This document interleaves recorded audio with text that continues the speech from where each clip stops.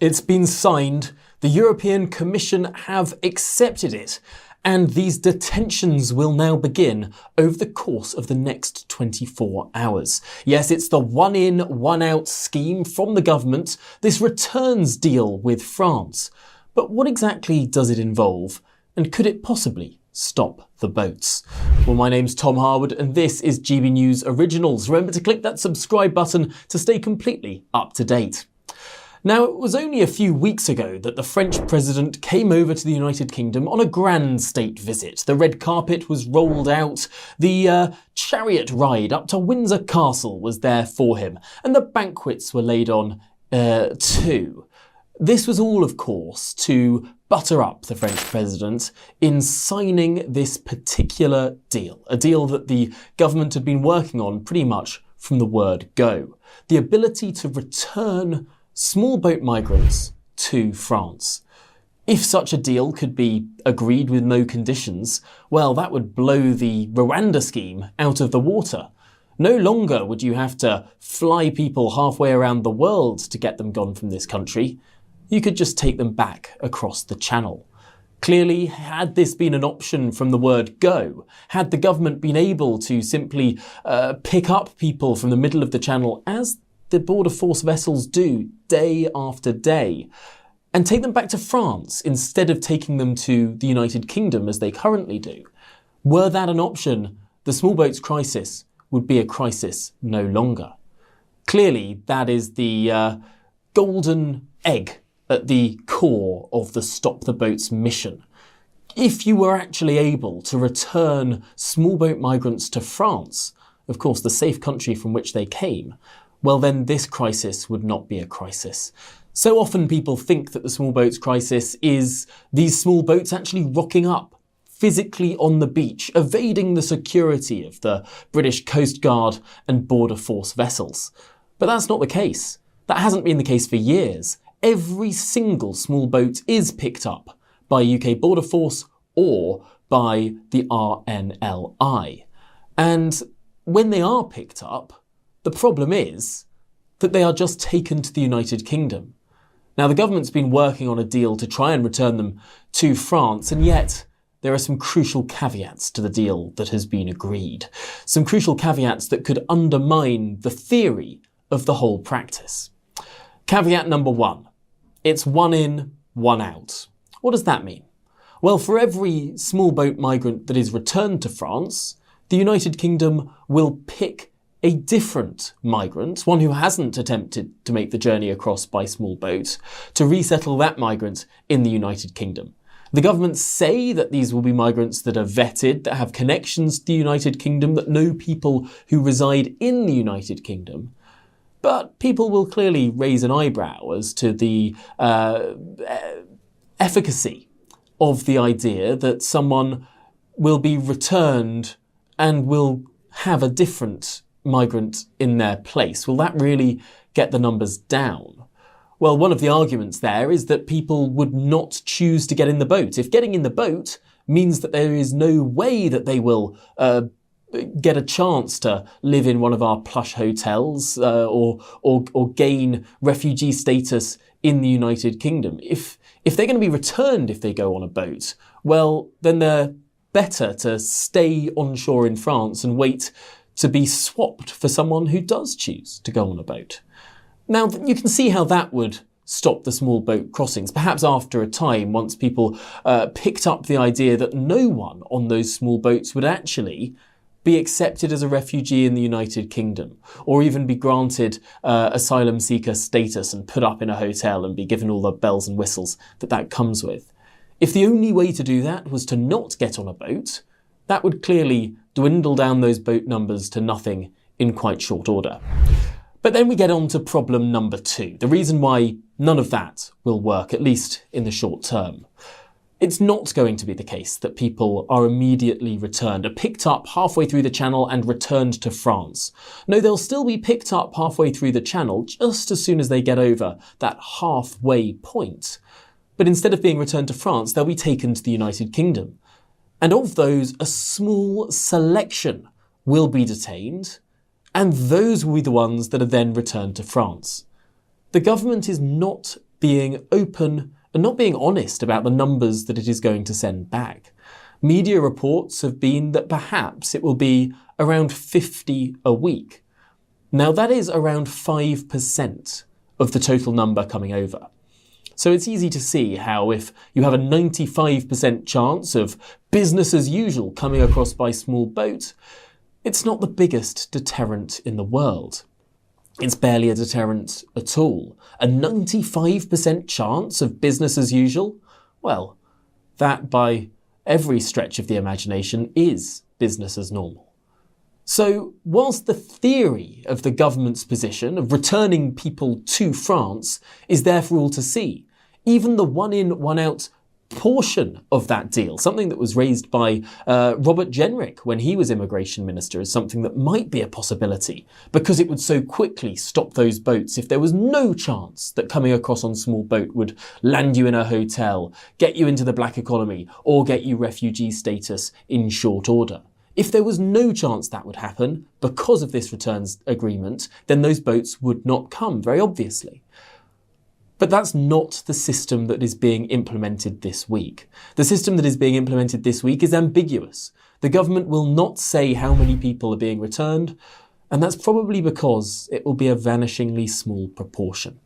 And if, of course, it's only a vanishingly small proportion of people being returned, well, of course they're going to take their chances. Some of these people have travelled from sub-Saharan Africa to get to northern France. They're not just going to stop there. They're going to continue to try to get to the United Kingdom. Unless there is a 100% returns rate, it's very difficult to see how these numbers come down at all. Now, the government is trying to imply that it is going to ramp this scheme up, that it's going to build up those returns in order to then break that business model once and for all of the people smuggling gangs. But the French haven't said so. The European Commission hasn't said so. And there are some very worried southern European countries that are concerned on the impact of them if the United Kingdom is allowed to return all of those who come across in small boats. So we get to the fundamental crux of the matter. The United Kingdom and France weren't able to sign this agreement without the European Union's say-so. The Commission signed off on this deal this week, but what were the conditions attached to that?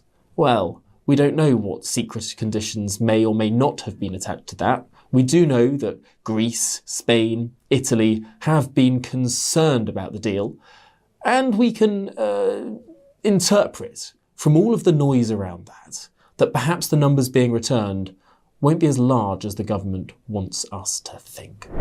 But this all fits into a wider context of concern in this country. Concern about the number of people in hotels, the young, undocumented men, hundreds of whom are dumped in communities week after week. Hotels that are requisitioned, HMOs that are requisitioned.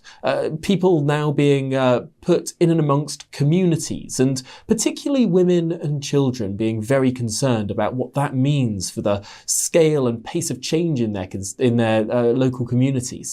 We're seeing that with the protests that are almost every weekend now. We're seeing that with real protest, but also concern up and down these communities.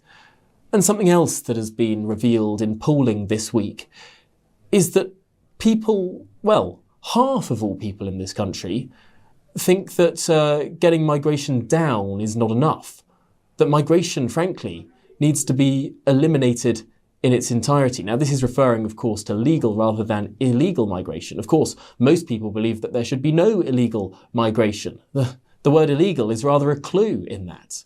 But these two issues do often come conflated. Now, we spoke to a pollster from YouGov, the company behind this new poll, to see exactly what this all means. Where is the public sitting in terms of its opinion on the wider migration debate? Patrick, thanks for being with us this afternoon.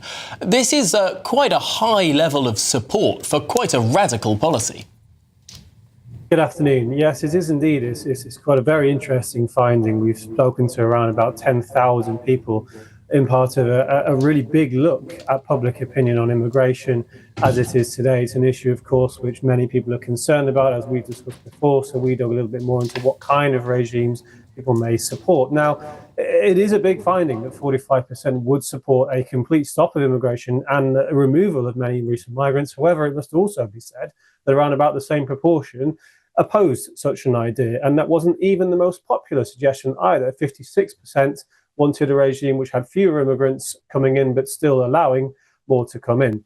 And it's interesting, really, as you say, there are some evidence of misconceptions around immigration into the UK at the minute, with it's around about 10 times actually more legal immigrants than illegal immigrants in the country right now, and the British public think that is those, well, perhaps not the relative numbers, but think there are more illegal immigrants than legal immigrants. And also, when we probed a little bit deeper into the kinds of migrants, the kinds of people arriving to the country that Britons would support being removed, among those who did want such people removed, they really seem to be talking about illegal immigrants, people coming here as perhaps to claim benefits or to look for work without being legally entitled to do so. So I think there's a lot going on here. British public opinion on this topic is nuanced, it's complex, and it's evolving, and we're doing our best here to keep track of it. It does appear as though, yes, there is a misconception about how much illegal immigration makes up of that overall migration figure. But I think it's fair to say from your findings that the main takeaway is that the majority of the British public want all immigration down. Is that right? I think it is definitely fair to say that Britons at the minute believe that immigration has been too high. And there has been an evolving trend as well in our long-term tracking data that suggests increasing numbers of people think that immigration has done more harm than good to Britain in recent years. That figure is now approaching half of all Britons, and that is a change, and that is a reflection of how much of a concern immigration has become to the British public over recent years, and how they have been simply completely uninfatuated and dismissive of governments, plural, attempts to deal with this issue. Patrick, it's often said that the British public is hopelessly misinformed when it comes to migration. As you say, you can point to various statistics about believing of the level of illegal migration compared to legal migration. But is there not just a fundamental narrative truth here that the British public have cottoned onto, and perhaps cottoned onto before the politicians? When we see very, very high migration, we see concern about migration much, much higher. When migration is lower, and countries that have substantially lowered their migration, like Denmark, for instance, they see concerns about migration on the floor. They see radical parties out of their parliament. When the politicians do what the public says, you actually sort of return to normalcy. I mean, is one of the problems here that the politicians have tried to be too clever by half and get one over the British public, who they don't understand, actually do get the nub of this issue? I certainly will subscribe to the view that the British public do understand a lot, and they are cottoned on to a lot of things, and they do have a pretty accurate picture of what's going on in the country. Now, it's also true, if we sort of speak to wider research and some of the political science research, the British public are generally very good at noticing when things change. They may not have sort of a completely accurate handle, as we've sort of shown in this research, on, let's say, relative levels or absolute numbers, but they certainly are good. They detect when things move, and we saw this with inflation. The British public were telling us that there was going to be a cost of living crisis in our tracking data well before the words cost of living crisis even appeared in any newspaper articles. So they're very good at noticing when things are going up, when things are coming down, and they will respond accordingly. And I do think it is the case that the British public have looked and got a sense and got a feel that immigration has been increasing, that there's more and more sort of small boat crossings, and they're not happy with that. And they simply want politicians to deal with this. They have not got the sense that politicians have at all managed to get a handle on the problem. And as I say, that's governments. It goes back a long way. And the frustration, I think, is clear to see from this polling data, and indeed many other sources of polling data on immigration that we have published. You can't hoodwink the British public. No. Smarter than we look. Patrick English, thank you very much indeed, Director of Political Analytics at YouGov. Well, what do you make of that? Both the issues of legal and illegal migration clearly politically potent in Britain today. Do get involved down in the comments section below, and remember to click that subscribe button to stay completely up to date on all the twists and turns of British migration policy.